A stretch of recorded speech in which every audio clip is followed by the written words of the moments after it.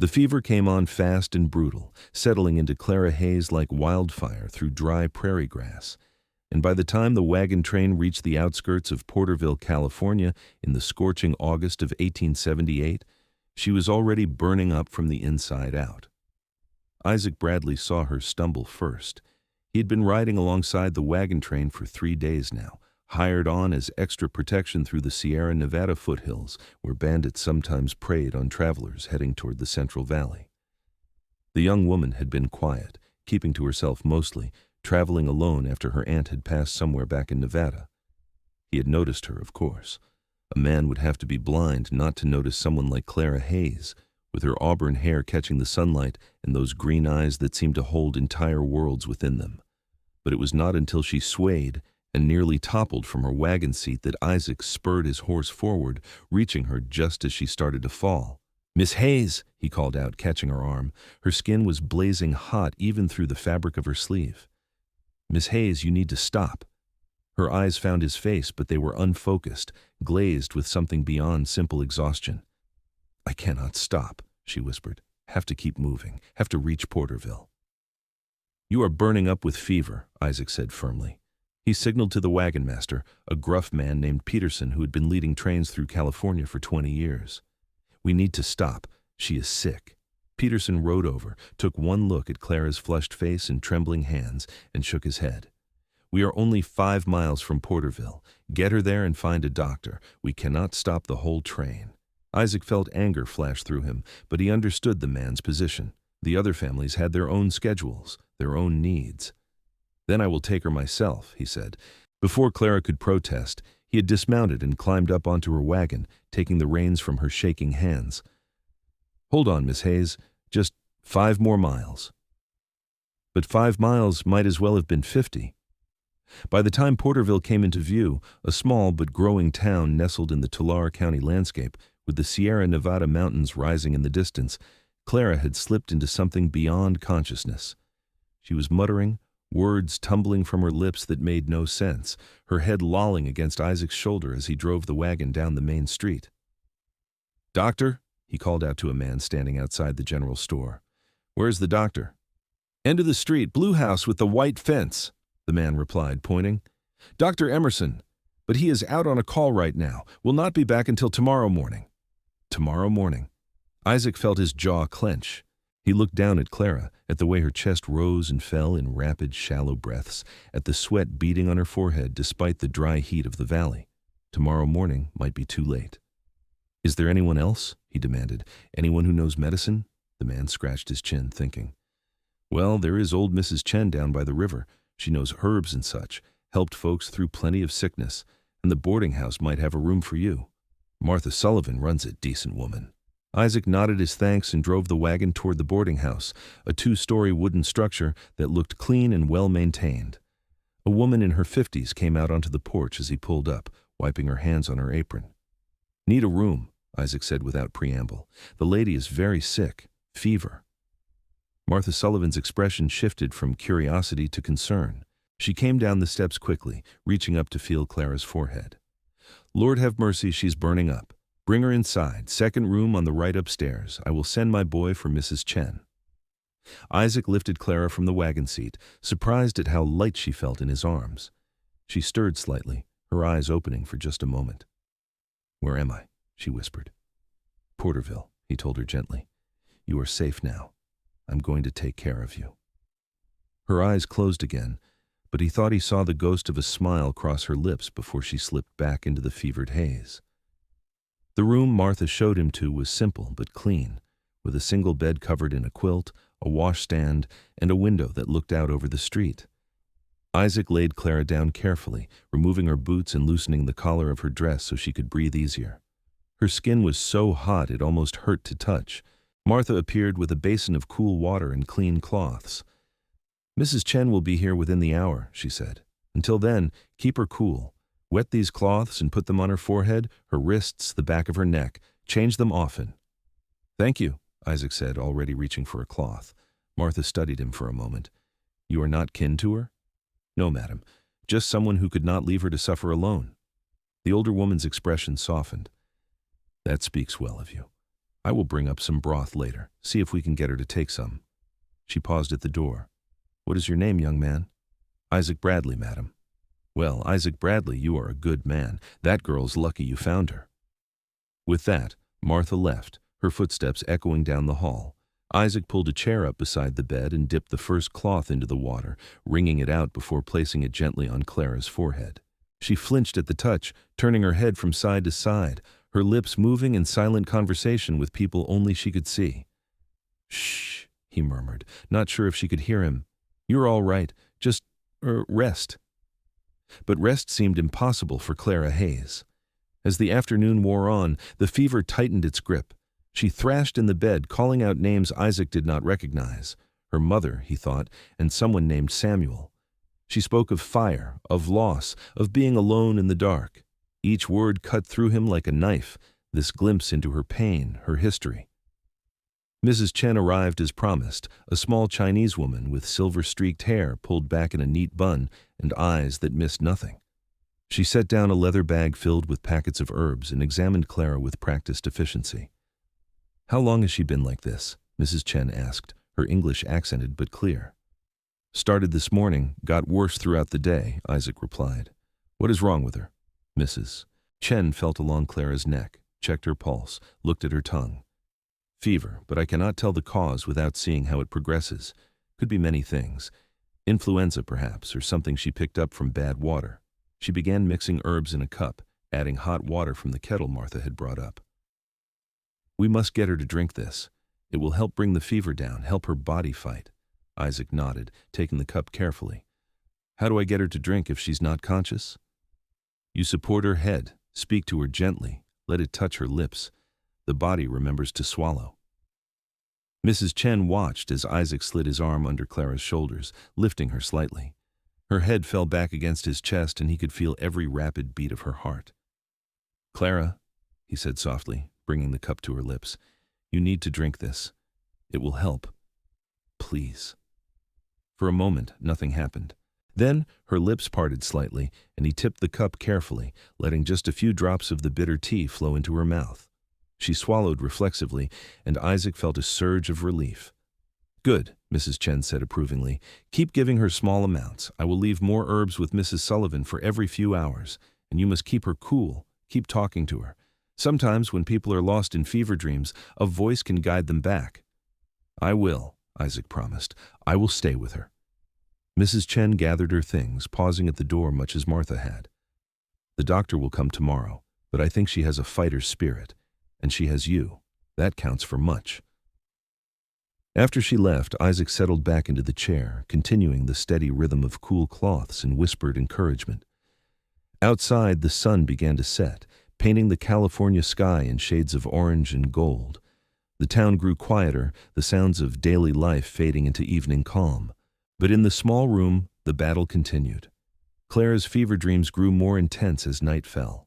She spoke of a journey, of leaving Boston after her parents died, of the aunt who had promised her a new life in California, only to succumb to pneumonia somewhere in the Nevada desert. She spoke of fear, of being alone, of wondering if she would die before reaching the coast. You are not alone, Isaac told her, bathing her face with another cool cloth. I am right here, and you are not going to die. Do you hear me, Clara Hayes? You are going to fight this, and you are going to live. He did not know if she heard him, but he kept talking anyway, through the long hours of the night. He told her about himself, about growing up on a small ranch in Texas, about losing his own parents to a Comanche raid when he was 15, about learning to survive, to cowboy, to make his way in a hard world, about drifting west, looking for something he could not quite name. Maybe I was looking for you, he said softly, sometime around midnight. Clara had grown quieter, her movements less frantic, though the fever still burned. Maybe that is why I took this job, why I rode with this particular wagon train. Maybe I was meant to find you. It was a fanciful thought, not like him at all. Isaac Bradley was a practical man, not given to romance or destiny. But sitting there in the lamplight, watching this woman fight for her life, he felt something shift inside him, some recognition, deep and true, that his life had just changed in ways he could not yet understand. Martha brought food around midnight, insisted he eat something. "You are no good to her if you collapse," she said firmly. "Eat, then I will sit with her for an hour while you rest." "I cannot leave her," Isaac protested. "You are not leaving her. I will be right here, doing exactly what you have been doing. You can sleep on the cot down the hall. Be back in an hour." When Isaac still hesitated, Martha's voice softened. "Son, this fever could last days. You have to pace yourself." Reluctantly, Isaac agreed. He forced down the beef stew Martha had brought, then stumbled to the small cot in the room across the hall. He meant to rest for just a few minutes, but exhaustion claimed him hard and fast. When he jerked awake, disoriented and guilty, pale dawnlight was filtering through the window. He was on his feet in an instant, crossing the hall in 3 long strides. But Martha was still there, fresh cloths in hand, and Clara was still breathing, still fighting. "Why did you not wake me?" Isaac demanded, though he kept his voice low. Martha smiled tiredly. "Because you needed rest, and because I have tended sick folks before. She has been stable through the night, no worse, no better. Dr. Emerson should be here within the hour." Isaac took over the vigil, waving Martha off to get her own rest. He checked Clara's temperature, found it still dangerously high but no higher than before. That was something at least. He gave her more of Mrs. Chen's tea, drop by careful drop, and continued the cooling cloths. Dr. Emerson arrived just after sunrise, a tall man in his 40s with kind eyes and steady hands. He examined Clara thoroughly while Isaac stood by, hands clenched at his sides. "It is definitely fever, likely from something she contracted on the trail," the doctor said finally. "Bad water, spoiled food, or simply exposure and exhaustion weakening her body. The next few days will tell. Keep doing what you are doing. The herbs Mrs. Chen left are good. They will help. I will check back this evening." "Is she going to make it?" Isaac asked, hating how his voice nearly broke on the question.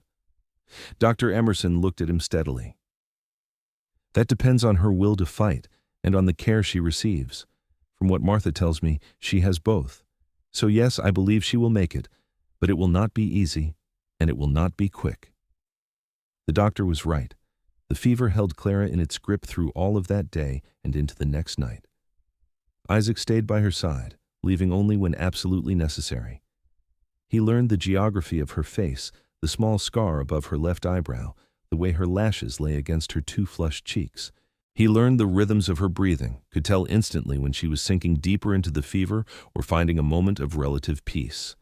And he talked to her, constantly, about everything and nothing. He told her about the ranch he hoped to have someday, about the horses he wanted to raise. He told her about the places he had been, the things he had seen. He read to her from a book of poetry Martha loaned him, even though he stumbled over the fancy words. Anything to give her a voice to follow, a thread to guide her through the darkness of the fever dreams. On the second night, her fever spiked higher. She thrashed so violently that Isaac had to hold her shoulders to keep her from hurting herself. She cried out, words tumbling together in a desperate rush. "The fire! I cannot stop the fire. Mother? Where are you? Samuel said he would come back, but he did not come back. Why did he leave me? Why did everyone leave?" "I am here," Isaac said firmly, holding her gently but securely.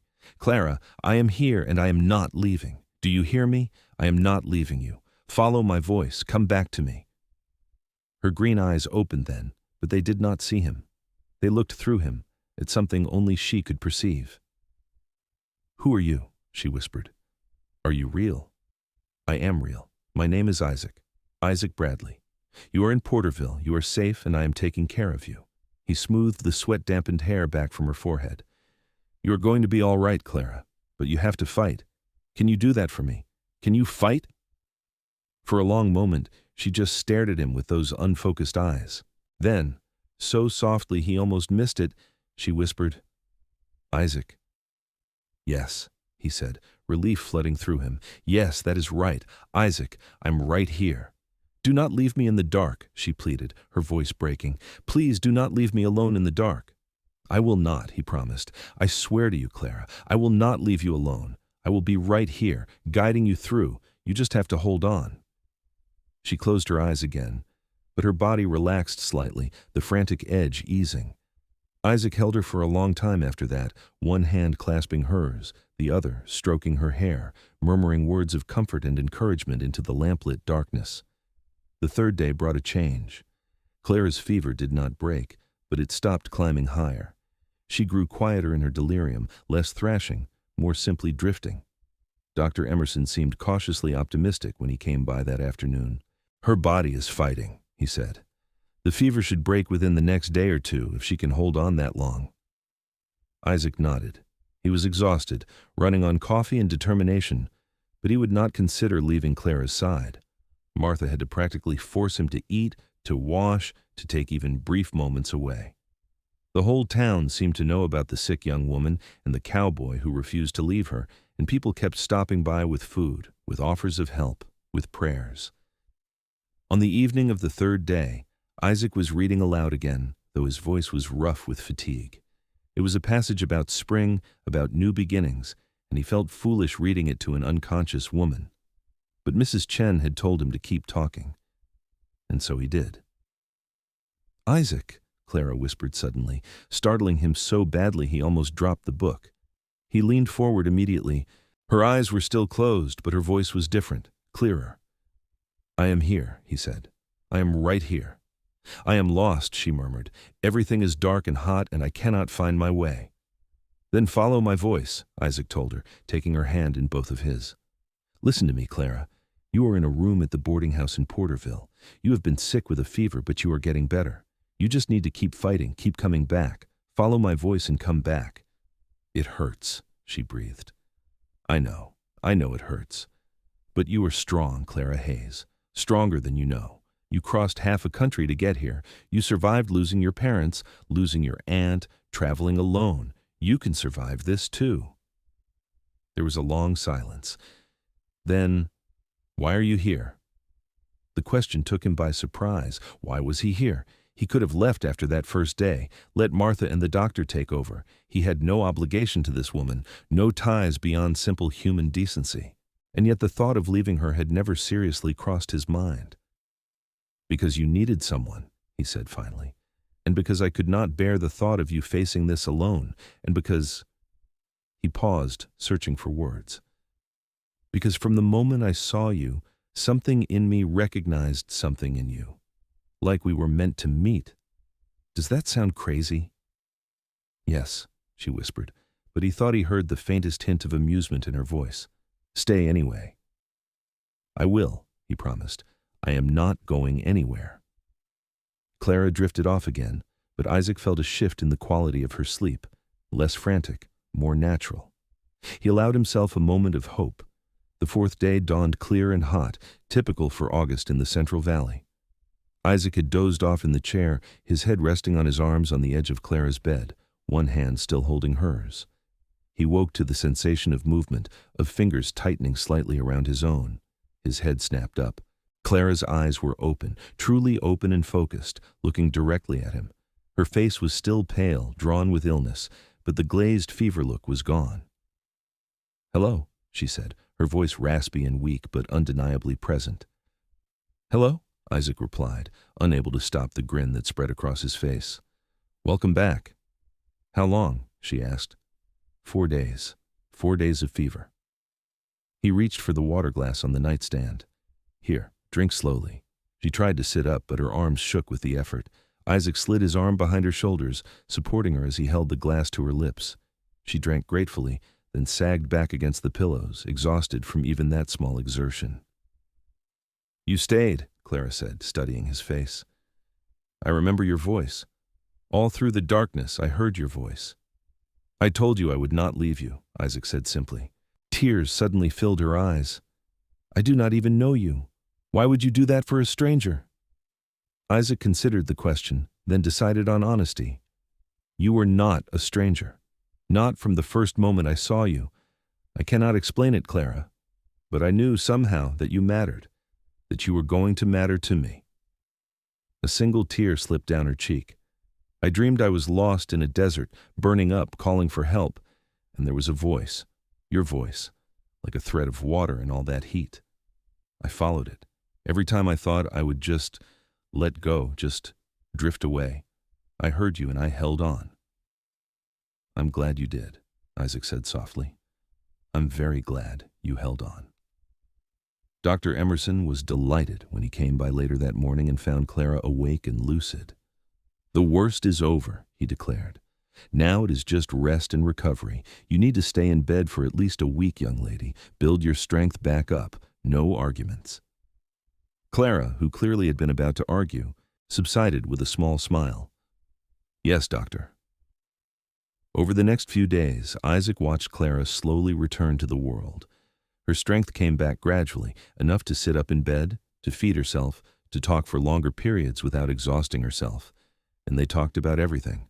She told him about her life in Boston, about her father's bookshop and her mother's garden, about the influenza that had taken them both within a week of each other, about her Aunt Catherine, her mother's sister, who had written from California about opportunities in the growing West and invited Clara to come live with her. "I sold everything," Clara said quietly. "Packed what I could carry and bought passage on a wagon train. Aunt Catherine met me in St. Louis, and we traveled together." Her voice caught.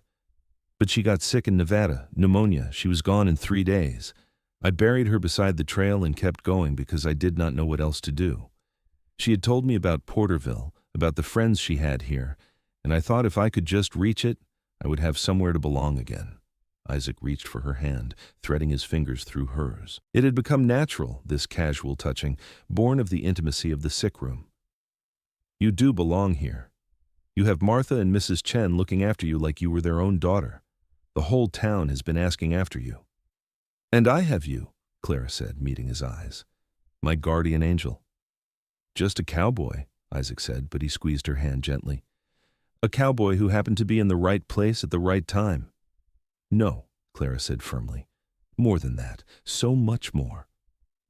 As Clara grew stronger, Isaac began to venture out more, though never for long. He arranged for her wagon to be kept safely at the livery, saw to her horse.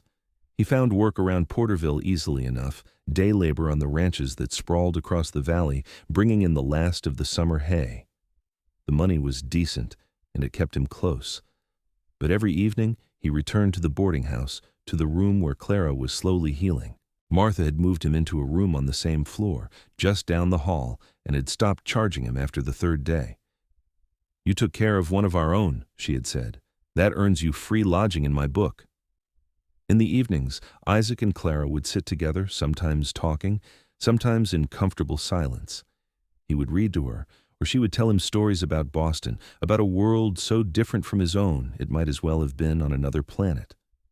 And slowly, carefully, they fell in love.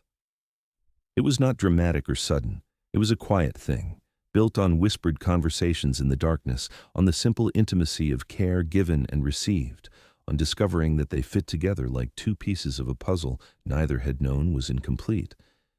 Isaac found himself thinking about Clara constantly when he was away, hurrying through his work so he could get back to her. And Clara, when he finally confessed this one evening, admitted she counted the hours until he returned. "I have never felt this way before," Clara said softly. It was nearly 2 weeks after her fever had broken, and she was well enough now to sit in a chair by the window, looking out over the street. "I thought I understood what people meant when they talked about love, but I did not. Not really. Not until you." Isaac knelt beside her chair, taking both her hands in his. "Clara Hayes, I know this is fast. I know we have only known each other a few weeks, but I cannot imagine my life without you in it. These days with you, even in the middle of your illness, have been the most real days of my whole life. You make me want to be better, to build something lasting. I want to give you the home you lost, the belonging you have been searching for." "Isaac," she breathed, tears shining in her eyes. "I am just a cowboy," he continued. "I do not have much, but I have some money saved, and I am good with horses, good with ranching. I can build us a life here if you will let me, if you will take a chance on me."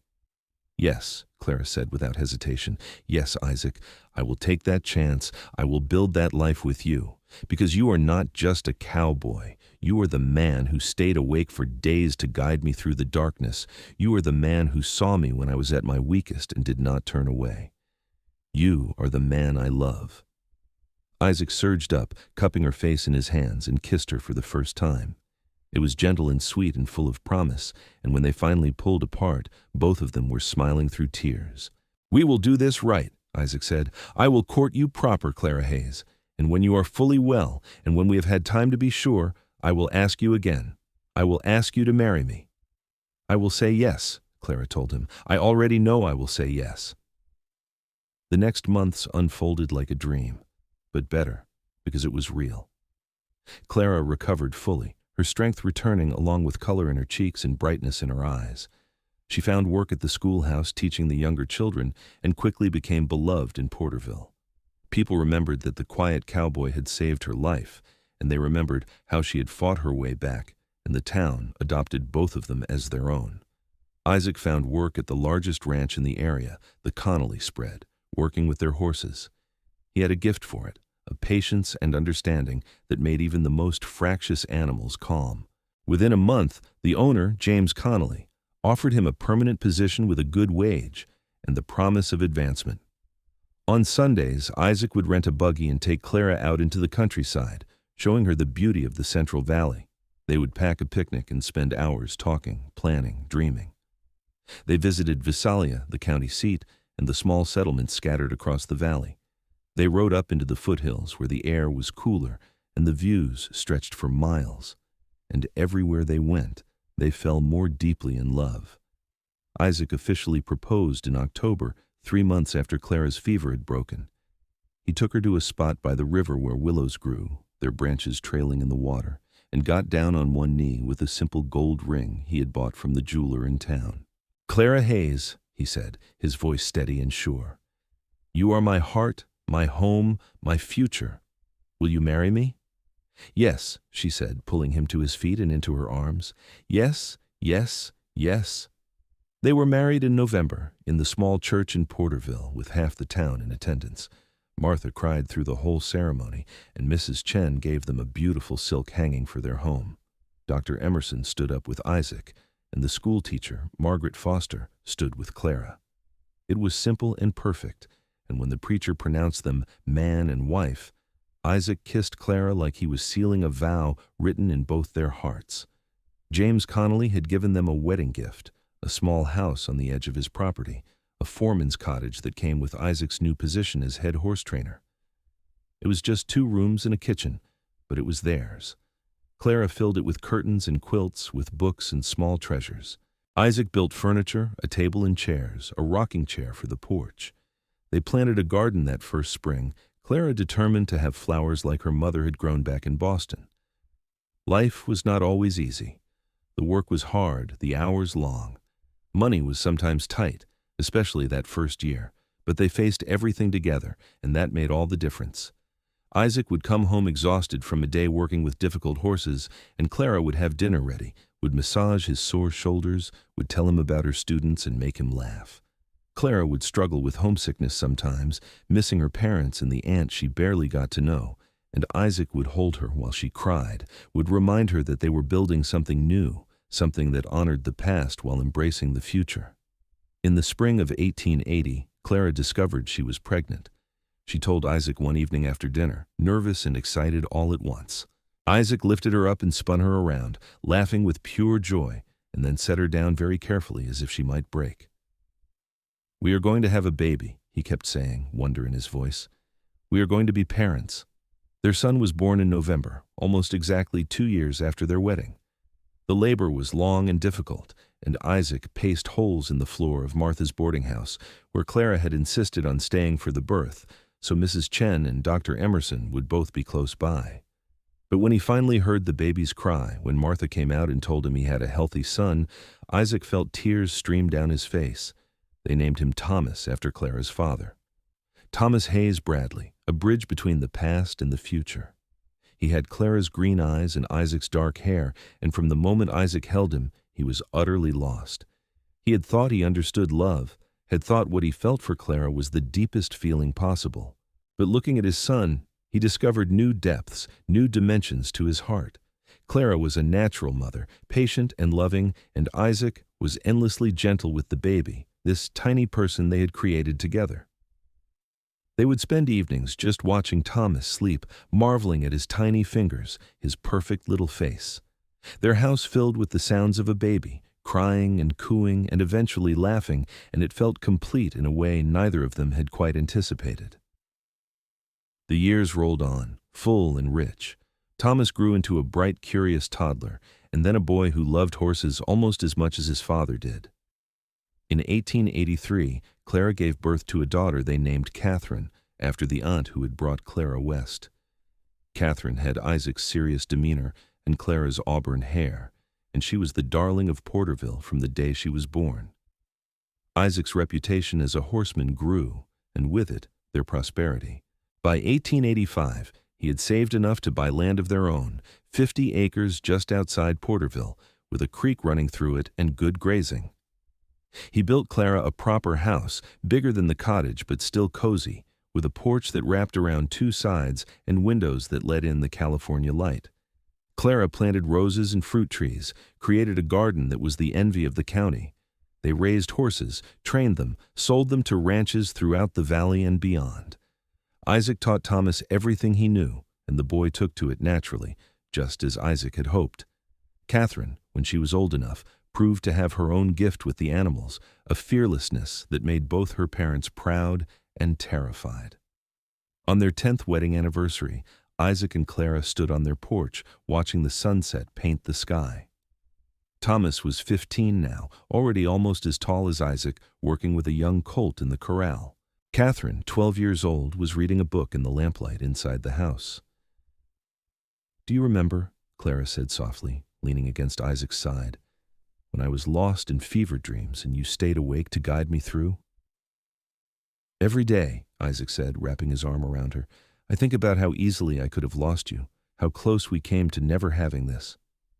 "I think about your voice," Clara said, "how it was the only real thing in all that darkness, how I held on to it like a lifeline." She turned to face him, reaching up to cup his cheek. "You saved my life, Isaac Bradley, and then you gave me a life worth living." "We saved each other," Isaac corrected gently. "You gave me purpose, Clara. You gave me a reason to put down roots, to build something lasting. Before you, I was just drifting." "And now?" Clara asked, smiling. "Now I am home," Isaac said simply. "Wherever you are, that is home." They kissed as the sun dipped below the horizon, turning the sky to fire and gold. Inside the house, Catherine called that dinner was ready.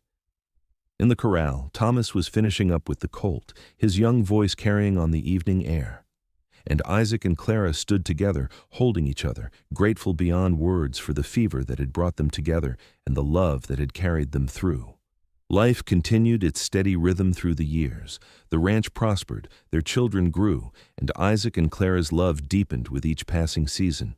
They had been forged in fire, those first days when Clara's life hung in the balance and Isaac refused to let her go.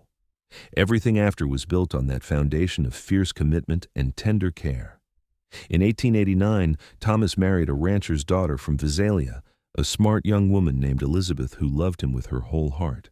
Isaac and Clara stood together at the wedding, remembering their own simple ceremony, and felt the rightness of seeing their son so happy. Thomas and Elizabeth built a house on the other side of the ranch property, staying close but establishing their own life, and within a year, they made Isaac and Clara grandparents for the first time. Catherine proved to be as independent as she was talented. She went away to San Francisco for 2 years, studying at a women's college, and came back with ideas about breeding programs and bloodlines that revolutionized their horse operation. She eventually married a veterinarian who had opened a practice in Porterville, a kind man who appreciated her strength and intelligence. They had 3 children, and Catherine never stopped working with the horses, passing on her love of them to her own sons and daughter. As they grew older, Isaac and Clara found themselves with more time to simply be together. They would sit on the porch in the evenings, holding hands, watching the grandchildren play. They traveled occasionally, visiting San Francisco and once even making a trip back to Boston so Clara could see her childhood home one last time. But they always returned to Porterville, to the ranch, to the life they had built together. On a warm evening in the summer of 1898, when they had been married for nearly 20 years, Isaac and Clara sat together watching the sunset, as they had done thousands of times before. Isaac was 50 now, his dark hair shot through with silver. Clara was 46, laugh lines at the corners of her eyes and a few strands of gray in her auburn hair. They had weathered droughts and hard winters, illness and loss, triumph and joy. They had buried friends and celebrated births, had fought and reconciled, had struggled and succeeded. And through it all, they had loved each other with a constancy that never wavered. "Do you remember," Isaac said, echoing Clara's words from years ago, "that first day in the wagon when you were burning up with fever and I caught you before you fell?" "I remember feeling like I was on fire," Clara said, "and then feeling your hand on my arm and thinking that maybe I would be all right after all." "I knew right then," Isaac said, "right in that moment. I knew you were going to change my life." "We changed each other's lives," Clara corrected. She turned to look at him, her green eyes still as bright as they had been that day. "You gave me everything, Isaac. A home, a family, a love I never imagined possible." "You gave me a reason to stop wandering," Isaac said. "You gave me purpose and joy and more happiness than I ever deserved." He lifted her hand to his lips, kissing it gently. "I would do it all again, Clara. Every moment. I would sit beside that bed for 1,000 fevered nights, if it meant having this life with you. I would follow your voice through any darkness," Clara said softly, "just as I did that first time. You are my constant star, Isaac Bradley, my true north." As the stars began to appear in the darkening sky, they sat together in comfortable silence, this cowboy and the woman he had saved, who had saved him in return. Their children and grandchildren were safe and happy. Their ranch was thriving. They had built something lasting, something beautiful, out of a chance meeting and a desperate fight against fever and death. The years continued to unfold gently from there. Isaac and Clara grew old together, watching their family expand, seeing great-grandchildren born. They celebrated their 25th anniversary, their 30th. They adapted to the changing times, saw California grow and modernize, saw Porterville expand from a small town into a bustling city. But through all the changes, their love remained constant. Isaac remained strong well into his 60s, still working with horses, still teaching his grandchildren and great-grandchildren the skills he had learned as a young cowboy. Clara kept her garden until she was 70, her roses the most beautiful in the county. They took walks together every evening, moving slower, but still hand in hand, still finding new things to talk about after decades together. In their later years, they loved to tell the story of how they met. Their grandchildren would beg to hear it, and Isaac and Clara would take turns filling in the details. Clara would describe the terror of the fever, the sense of being lost in darkness. Isaac would tell about refusing to leave her side, about talking to her for days, guiding her back to consciousness, and they would both talk about the love that had grown from those desperate hours, a love that had sustained them through a lifetime. "The fever brought us together," Clara would say, "but it was the choice to stay, to fight, to commit that kept us together." "She was wandering in fever dreams for days," Isaac would add, "and I stayed awake and guided her through. But she guided me too, to a better life, to becoming the man I always wanted to be." They lived long, full lives, Isaac passing peacefully in his sleep at the age of 78, Clara following him just 6 months later at 74. They were buried side by side in the Porterville Cemetery under a large oak tree, their headstones simple but inscribed with words their children chose. He stayed awake to guide her through. She followed his voice to love. Their descendants continued the ranch for generations, telling the story of Isaac and Clara Bradley, the cowboy and the woman he saved, who fell in love during the hottest summer in memory and built a legacy that endured. The house Isaac built still stood, renovated and expanded, but still recognizably the same, still filled with the love and laughter of family. Clara's roses still bloomed every year, propagated from the original bushes she had planted over a century before. And in the quiet evenings when the family gathered on that wraparound porch, watching the California sunset, it was easy to imagine Isaac and Clara there too, hands clasped, hearts intertwined, their love story echoing through the ages as proof that sometimes the most profound connections are forged in the darkest moments, when one person refuses to give up on another, when love guides someone through the fever, dreams back to life and light and forever. The ranch that Isaac and Clara built became something of a local legend in Porterville. By the time their great-grandchildren were running it in the 1940s, it was known throughout California for producing some of the finest horses in the state. The breeding program Catherine had started was refined over the decades, and the Bradley name became synonymous with quality and integrity. Every horse that left the ranch carried with it a piece of Isaac's patient training methods and Clara's eye for temperament and spirit.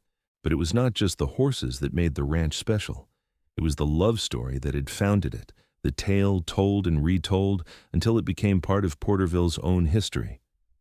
Local historians documented it, writing about Isaac Bradley, the Texas cowboy who drifted into town with a wagon train in 1878, and Clara Hayes, the Boston woman who nearly died of fever before finding her true home. School children studied it as part of local heritage projects. The boarding house where Clara had recovered was eventually turned into a museum, with one room dedicated to telling their story. Their children made sure the details were preserved accurately. Thomas, before he died in 1952 at the age of 72, sat for interviews, sharing everything he remembered his parents telling him. Catherine, who lived until 1961, wrote a memoir that included extensive passages about her parents' courtship and marriage. Through their efforts and those of their siblings and cousins, the story remained alive and vibrant. One detail that particularly captured people's imagination was Isaac's vigil. 4 days and nights without sleep, talking constantly to an unconscious woman, willing her to live through sheer determination and love. Doctors who heard the story marveled at it, noting that such constant stimulation and care could indeed make the difference in survival. The mental health professionals of later eras talked about it in terms of grounding and presence. But to the people who knew the story best, Isaac and Clara's descendants, it was simply the most profound act of love they could imagine. "He stayed because he could not do anything else," Thomas had said in one of his interviews. "My father told me once that leaving Clara never even occurred to him as an option, not because he was obligated, but because by the time he realized she was sick, she was already part of him. He said it was like asking him to cut out his own heart and walk away from it." Clara had been equally devoted, according to those who knew her. After recovering, she never took her health for granted, never wasted a day. She lived with fierce gratitude, making sure Isaac knew every single day how much she loved him, how much his sacrifice had meant. Their marriage was held up as an example throughout Porterville, proof that true partnership was possible, that love could be both passionate and enduring. The house they had built and the land they had cultivated continued to thrive because they had instilled in their children the same values they lived by: hard work, integrity, kindness, and above all, commitment to family and each other. Sunday dinners at the Bradley Ranch became an institution that lasted for decades, with multiple generations gathering around tables that expanded to accommodate everyone. Stories were told, traditions maintained, and the love that Isaac and Clara had shared continued to ripple outward, touching everyone connected to them. In 1978, Porterville celebrated its centennial, and as part of the festivities, they honored the most influential couples in the town's history. Isaac and Clara Bradley were at the top of the list. Their great-great-grandchildren attended the ceremony, accepting a plaque on their ancestors' behalf. The mayor gave a speech about how love and dedication built communities, using Isaac and Clara as the prime example. "This town was built by people who refused to give up," the mayor said. "People who fought through hardship and stayed committed to each other and to this place. Isaac Bradley stayed awake for days to save the woman he loved, and then he stayed in Porterville, building a life and a legacy that enriched us all." Clara Hayes followed his voice through fever and darkness, and then she chose to make Porterville her home, contributing her own gifts to our community. Their story reminds us that love is not just a feeling, but an action, a choice we make every day. The elderly woman who accepted the plaque on behalf of the family, Isaac and Clara's great-great-granddaughter Rebecca, spoke briefly after the mayor. "My great-great-grandmother used to say that Isaac did not just save her life that August in 1878. He gave her a life worth living," Rebecca said, and Isaac would always reply that Clara did the same for him. They saved each other, and in doing so, they created something that outlasted them. All of us here, the entire family, we are proof that love endures, that the choices we make in our darkest hours can echo through generations. The Bradley Ranch continued operating well into the 21st century, adapting with the times but maintaining its core values. The house Isaac built was carefully preserved, with modern updates done sensitively to maintain its historical integrity. Clara's rose garden was expanded into a public garden that the family opened to the community on certain days each year, a living memorial to the woman who had brought beauty and grace to the ranch. In the garden, beneath Clara's favorite climbing rose, a bench was installed with a brass plaque that read, "In memory of Clara and Isaac Bradley." She wandered in fever dreams, and he stayed awake to guide her through. Together, they built a love that never died. Couples came from all over to sit on that bench, to take photos, to feel the echo of that profound love story. It became a tradition for newly engaged couples to visit the bench, to make promises to each other in the shadow of Isaac and Clara's enduring example. The ranch itself became a destination for horse lovers and history buffs alike. Tours were offered, showing the barns Isaac built, the training corrals where he worked his magic with difficult horses, the house where he and Clara raised their children. Visitors could hear the full story, see photographs from the late 1800s and early 1900s, understand how a chance meeting during a wagon train journey led to one of the great love stories of California's pioneer era.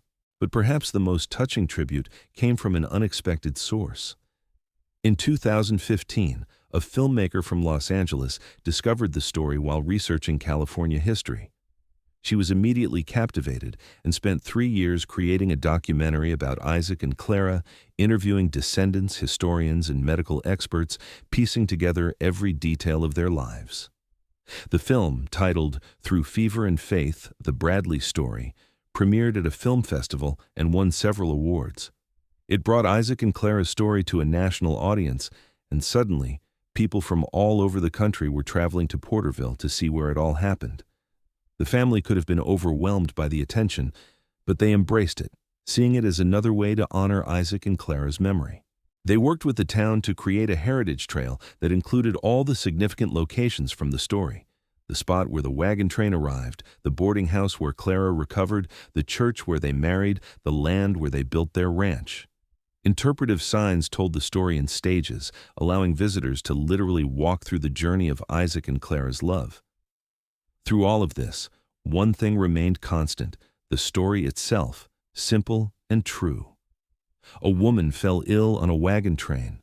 A cowboy refused to let her die. He stayed awake for days, talking to her, cooling her fever, guiding her through the delirium back to consciousness. She followed his voice through the darkness, and when she woke, they discovered that in fighting death together, they had found life, purpose, and a love that would define them both. It was not a story of grand gestures or dramatic proclamations, though there was drama in the fight against the fever. It was a story of constancy, of quiet devotion, of choosing to stay when leaving would have been easier. It was about seeing someone at their most vulnerable and not turning away. It was about trust and faith and the kind of love that is built in the spaces between words, in the gentle touch of a cool cloth on fevered skin, in the sound of a voice cutting through darkness. Historians sometimes debated the details. Had Isaac really stayed awake for 4 solid days? Was Clara truly as close to death as the story suggested? But the descendants had letters, journals, and the testimonies of Dr. Emerson and Mrs. Chen passed down through their own families. The story was real, documented, verified. The fever had been genuine and dangerous. Isaac's vigil had been extraordinary but true, and the love that resulted had been witnessed by an entire town, had produced children and grandchildren and great-grandchildren who all testified to its reality. As the 21st century progressed, as Porterville continued to grow and change, as the world became more connected and more complicated, people still came to hear about Isaac and Clara. In an age of quick connections and disposable relationships, there was something deeply appealing about a love built on such a solid foundation, a love that had lasted until death and beyond through the legacy they created. Young couples, starting out in life, would visit the ranch and the memorial garden seeking inspiration. Older couples, celebrating decades together, would come to remember why they chose each other in the first place. People struggling in their relationships would read the story and be reminded that love is a choice, made daily, sometimes moment by moment, that it requires staying present even when it is hard, talking even when you are exhausted, holding on when letting go would be easier. The story became especially meaningful to caregivers, to those who sat beside sick loved ones, who stayed awake through long nights, who refused to give up hope. They saw themselves in Isaac, understood the exhaustion and the determination, the fear and the love that kept them anchored, and they found inspiration in Clara's fight, in her willingness to follow that voice back to life, in her gratitude and devotion once she recovered. In the end, the story of Isaac and Clara Bradley was not just about them. It was about the kind of love that everyone hopes for but fears does not exist. It was proof that two people can find each other even in the most unexpected circumstances, can build something lasting even from the most fragile beginning. It showed that love is not just about the good times, the easy days, but about the willingness to stay present in the darkness, to be the voice that guides someone home. And it reminded everyone who heard it that sometimes the greatest love stories are not about falling, but about staying, about the daily choice to love and be loved, to commit and recommit, to find your person and hold on to them through whatever life brings. Clara wandered in fever dreams for days. Isaac stayed awake and guided her through. And together, they proved that love, real love, can withstand anything, can build anything, can create a legacy that outlasts individual lifetimes and becomes something eternal. Their house still stood, filled with the laughter of new generations. Clara's roses still bloomed, more beautiful with each passing year. The horses still ran across the land Isaac had claimed as home. And in the hearts of everyone who knew their story, Isaac and Clara Bradley lived on, forever young, forever devoted, forever proving that love, when it is true and strong and steadfast, never really dies. It just transforms, spreading outward like ripples on water, touching lives and hearts across time, inspiring others to stay, to fight, to love with everything they have.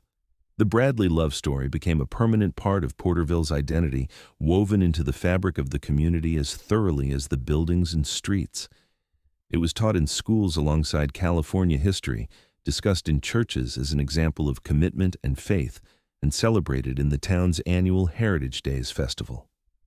Each year, the festival included a reenactment of key moments from Isaac and Clara's story, performed by local actors who took the roles seriously, studying the documented details to get everything right. The current generation of Bradleys maintained the ranch with the same dedication their ancestors had shown, but they had also expanded its mission.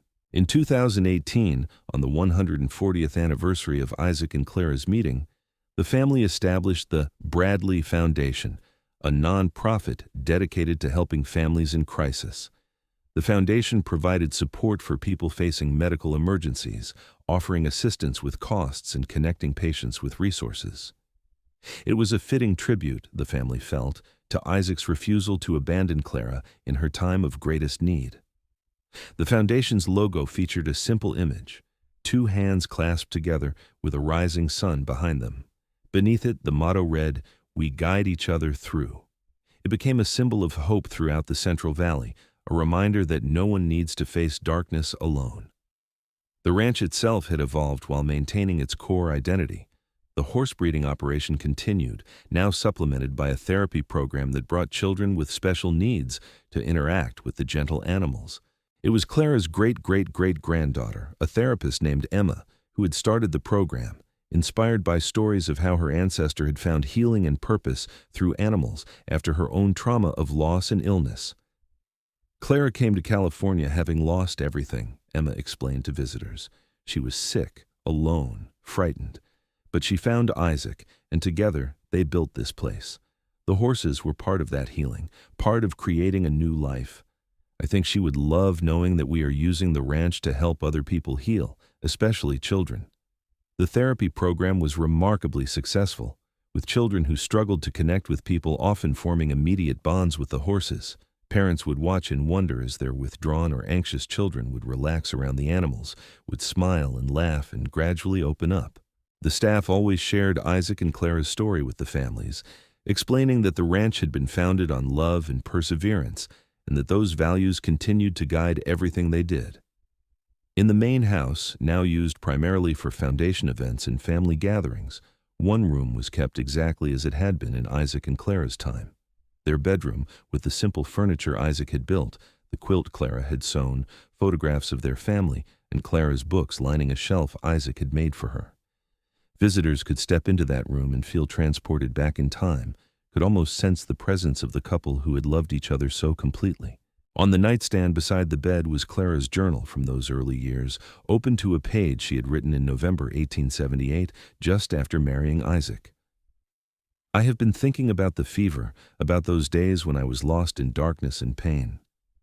I remember bits and pieces, fragments of dreams and reality all mixed together.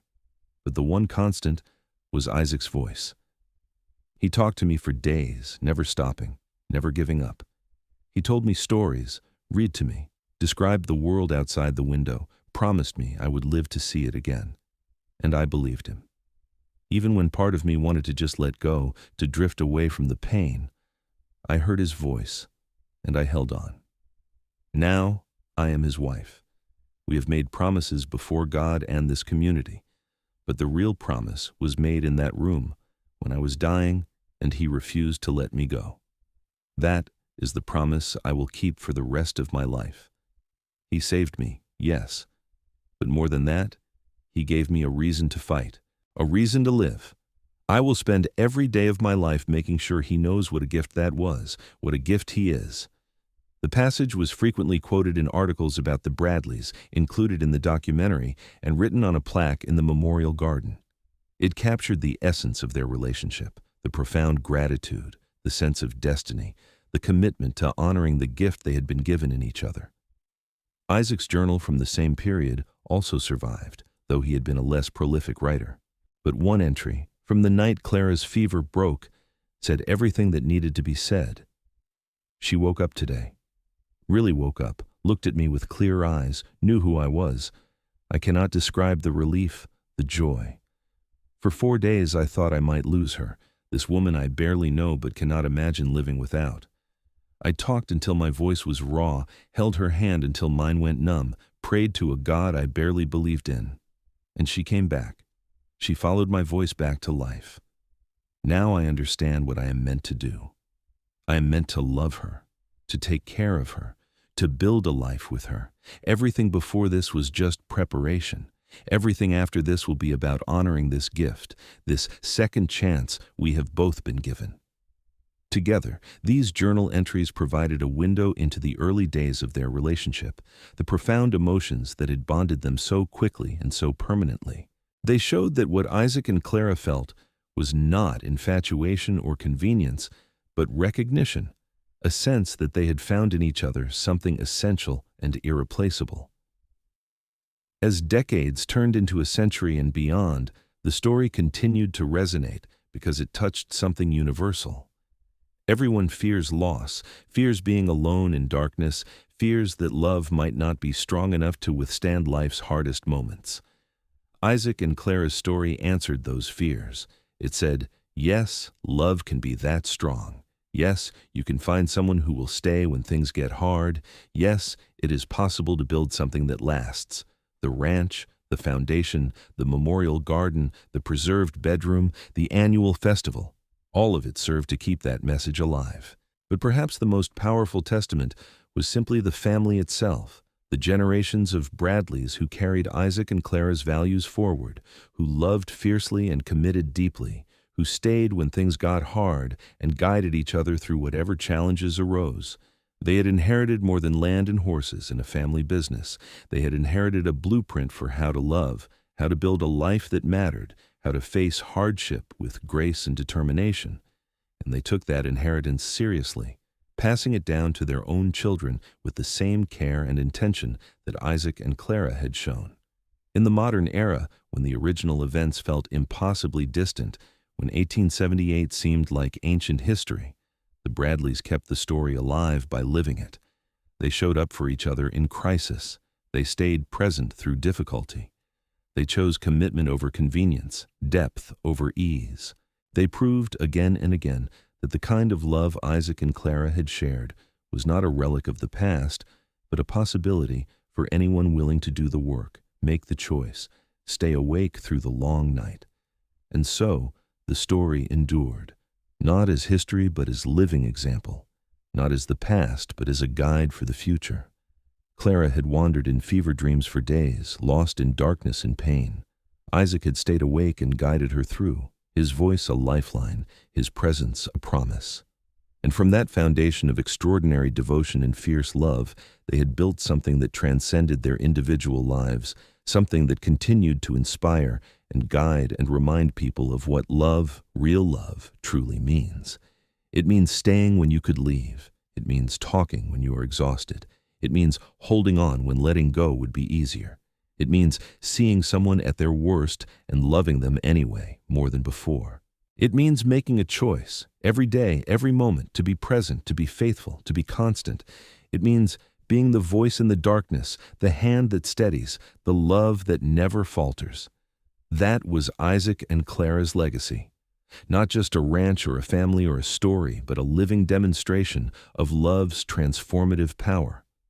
And as long as there were people who needed to hear it, who needed to believe that such love was possible, their story would continue to be told, continue to inspire, continue to prove that some things, the most important things, never die.